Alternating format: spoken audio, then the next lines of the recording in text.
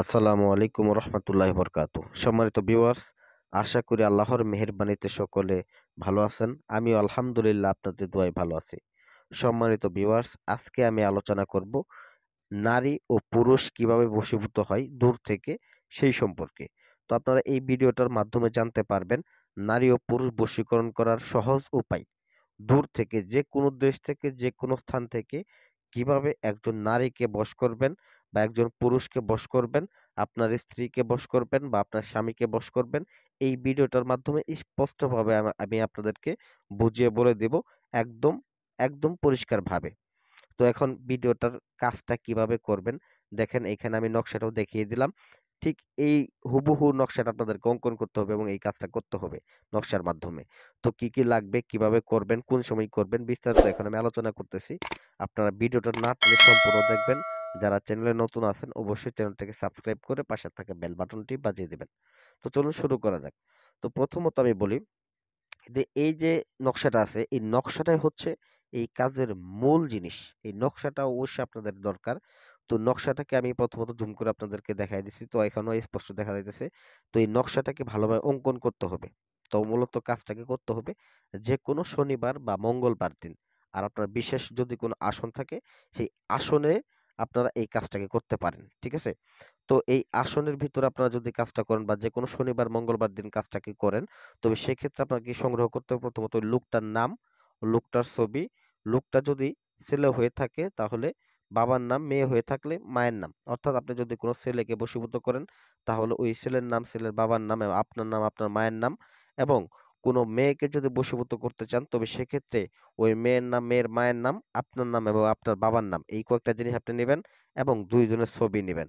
তার পাশাপাশি কাম সিঁদুর সংগ্রহ করবেন এবং ভুজ পেপার নেবেন। তো তার পাশাপাশি আপনার ২ টা তাবিজও সংগ্রহ করে নেবেন। তো এই জিনিসগুলা নিয়ে একটা আসন করে বসবেন। যেকোনো শনিবার অথবা মঙ্গলবার দিন আপনি দিনের দিবাগত রাত্রিতে যদি এই কাজটা করেন সবথেকে ভালো হয়। তো মূলত কাজটা এশার নামাজের পর থেকে রাত্রি ৩টা পর্যন্ত আপনি যেকোনো সময় করতে পারেন। এই কাজটা করার পূর্বে অবশ্যই ২ রাকাত নফল নামাজ আদায় করে নিবেন এবং আল্লাহর কাছে ফরিয়াদ করবেন, আল্লাহ এই কাজটা করতেছি। অবশ্যই আল্লাহ তুমি এই কাজের ফলাফলটা দানকারী তুমি, আমি কিছুই না। তুমি আল্লাহ এই কাজের ওসিলা করে তুমি এই কাজের ফলাফলটা দিয়ে দাও, এই উদ্দেশ্যটা তুমি সফল করে দাও। তো এরকম ভাবে দোয়া করবেন। পরিশেষে আপনারা এই তদবিরটাকে প্রয়োগ করবেন। তো দেখেন, এই ২ রাকাত নফল নামাজ পড়ে আসন করে বসে এই সামগ্রী যেগুলো আমি বললাম ওই জিনিসগুলো আপনি নিয়ে তারপর আপনি আসনের মধ্যে বসে ভুজ পেপারের উপরে কাম সিন্দুর দ্বারা এরকম ভাবে ৩টা নকশা আপনি অঙ্কন করবেন। ৩টা নকশা অঙ্কন করে দেখেন এখানে নাম লেখা রয়েছে। নাম যোগ মা, নাম যোগ বাবা। ঠিক আছে? আমি একটু উল্টা করে দিছি। তো দেখেন এই নাম যোগ মায়ের জায়গায় মেয়ের নাম এবং মেয়ের মায়ের নাম, নাম যোগ বাবার জায়গায় ছেলের নাম এবং ছেলের বাবার নামটা লিখতে হবে। তো এরকম ভাবে লেখার পরে ৩টা তাবিজকে ৩টা তাবিজের মধ্যে ভরতে হবে। অবশ্যই তাবিজকে জাগ্রত করে নিতে হবে। তো আপনারা অনেকে কাজ করেন কিন্তু দেখা গেছে তাবিজ জাগ্রত করা মন্ত্র জানেন না। তো অবশ্যই তাবিজ জাগ্রত করা মন্ত্র জানতে হবে। তো তাবিজটাকে জাগ্রত করে নিয়ে ৩টা তাবিজকে ৩টা তাবিজের মধ্যেই ৩টা নকশাকে ৩টা তাবিজের মধ্যেই ভালোভাবে ভরে নিবেন। ভরে নিয়ে মোম দিয়ে মুখটা বন্ধ করে নিবেন। অতঃপর পরিশেষে এই কাজটার প্রয়োগের বেলা, তো কাজটা প্রয়োগ করবেন কিভাবে?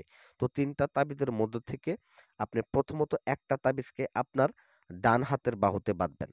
তো ডান হাতে বাঁধবেন অথবা গলায়ও ঝুলিয়ে দিতে পারেন। এতে কোনো সমস্যা নেই। তো আপনি ডান হাত অথবা গলায় ঝুলিয়ে নেবেন ১ম তাবিজটা এবং ২য় যে তাবিজটা থাকবে, সেই ২য় তাবিজটা একটা মাটির পাতিলের মধ্যে রাখবেন এবং সেই মাটির পাতিলের মধ্যে আপনি ঘি ঢেলে দিবেন ঘি। ঘিয়ের মধ্যে যাতে ওই তাবিজটা ডুবে থাকে, এরকম অবস্থায় রেখে এই পাতিলের মুখটাকে একটা লাল কাপড় দিয়ে বন্ধ করে দিয়ে নদীর নিচে এক ডুবে নিঃশ্বাস বন্ধ করে আপনি পুঁতে দিয়ে আসবেন মাটির পাতিলটা। ঠিক আছে? তো এর পূর্বে আপনি অবশ্যই নদীর নিচে আপনি খনন করে আসতে পারেন। মাটি খনন করে তারপরে এক নিঃশ্বাসে পাতিলটাকে নিয়ে আপনি এটাকে পুঁতে দিয়ে আসবেন। ৩য় যে তাবিজটা থাকবে, সেই ৩য় তাবিজটাকে আপনি কবরস্থানের ভিতরে এক নিঃশ্বাসে দাফন করে দিয়ে সরাসরি বাসায় চলে আসবেন। আমি ৩ দিন সময় দিলাম, এই কাজটার গ্যারান্টি দিয়ে দিলাম। ৩ দিনের মধ্যে আপনি এই কাজটার ফলাফল পেয়ে যাবেন, একদম গ্যারান্টি দিয়ে দিলাম। এটা একটা পরীক্ষিত কাজ। ওই ছেলে বা ওই মেয়ে যেখানেই থাকুক, যে স্থানেই থাকুক, আপনার প্রতি বাধ্যগত হবে, আপনার প্রতি বশীভূত হবে। আপনি যা বলবেন তাই শুনবে। এটা একটা পরীক্ষিত কাজ। যেকোনো নারী বা যেকোনো পুরুষ, বিশেষ করে এই